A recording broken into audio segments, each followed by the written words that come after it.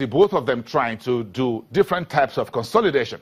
Dangote Cement trying to consolidate its market leadership, while Lafarge Africa, on the other hand, is trying to consolidate the various small cement companies it has under its portfolio, do a rights issue, get together and build something that could look Dangote straight in the face. Let's get some of this analysis through from Vetiva Capital Management. Let's get the head of research onto the program to put some flesh into this for us. Olaleko, good morning. It's good to have you. Good morning. It's good to be here. Thank you. This is a battle head-to-head between Dangote Cement and Lafarge Africa, isn't it?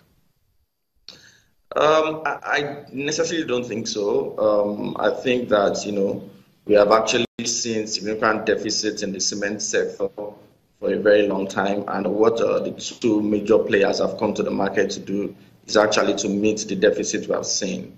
Currently, based on the demand we saw last year and the previous year, we are currently at excess supply in the market.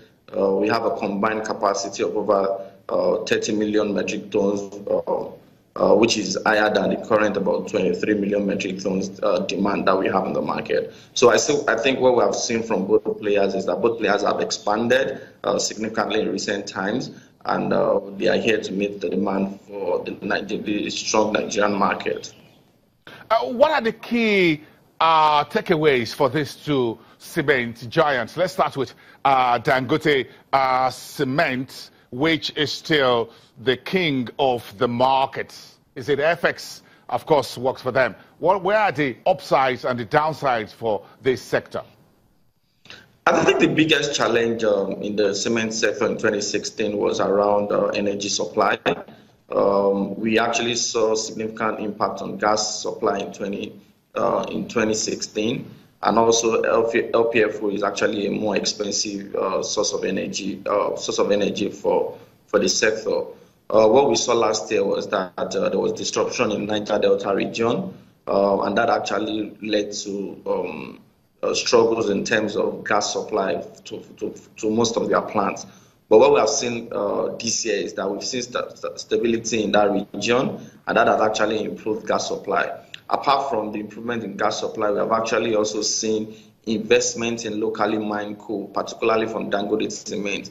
So what we have seen is that Dangote has actually invested in local coals, local mined coal, which is a significantly cheaper source of energy for the cement giant. What is happening is that we have actually seen that impact their margins in the last two quarters, and it has actually made them to report stronger numbers.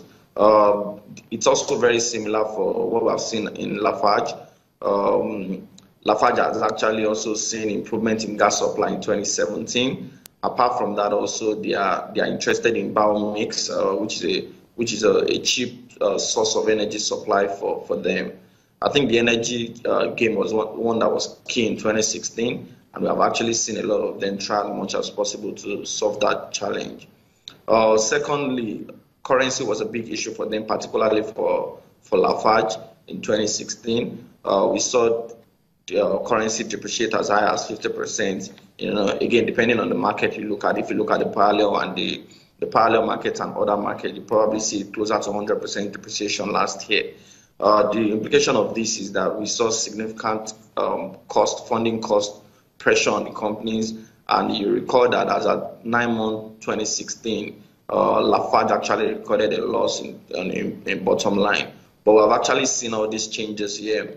The currency situation is a little bit better, stronger. We've seen stable rates in the CBN window. We have actually seen convergence between the NAFEX window and also the parallel market, which have been good for a lot of players. Another thing for Lafarge in recent times is that they came up with a 140 billion rights issue. One of the use of fund was supposed to be to reduce their foreign currency loans. They had foreign currency loan that they inherited from their subsidiary, that's UNICEM, and their plan is actually to pay down about 50% of these foreign currency loans that they inherited. We understand that the the largest shareholder in Lafarge Africa, which is Lafarge Holcim, are very much interested in taking up their rights. And given the fact that they have over 60% holding in the company, we expect that, once this right is taken up, we just expect some of the minority shareholders also to take up their right, and this is going to be successful. Olaleko, very quickly, we have about 2 minutes, and very quickly, do you think, despite the size of Dangote Cement and Lafarge Africa, do you think there's still room for smaller cement companies to exist in this market? Yeah, I think there's still room. You look at the fact that we still have CCNN in the market, although they have a lower capacity than you currently consider for Dangote Cement and Lafarge. They have just about 500,000 metric ton capacity. But if you look at their recent numbers, you actually see that they've been posting good numbers. The growth prospect for Nigeria remains strong. Depending on who you listen to, you hear that we have infrastructural needs varying from different hundreds of thousands or hundreds of trillions of naira, depending on who you listen to. With that, you always expect that there's still going to be construction needs. There's still going to be serious infrastructural upgrade. One thing we have seen that have impacted the market in recent times is the weak government spending and also weak disposable income to the private sector.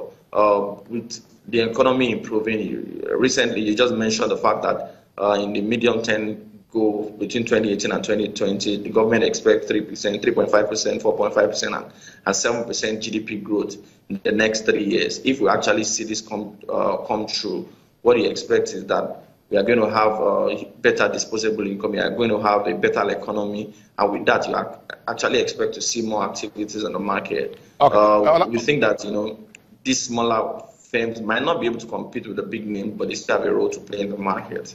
Okay. Olaleko, thank you very much from Veteva Capital Management. Thanks for raising the curtain on that conversation for us today. Of course, we're going to talk about the power sector a lot more after the break when we get Adim Okwesa from Financial Derivatives Company to talk to us the cost of electricity and how much that goes into the consumer goods market. Of course, cement is a consumer product, but of course, that's a little bit different. Let's take this break and we're back in 2.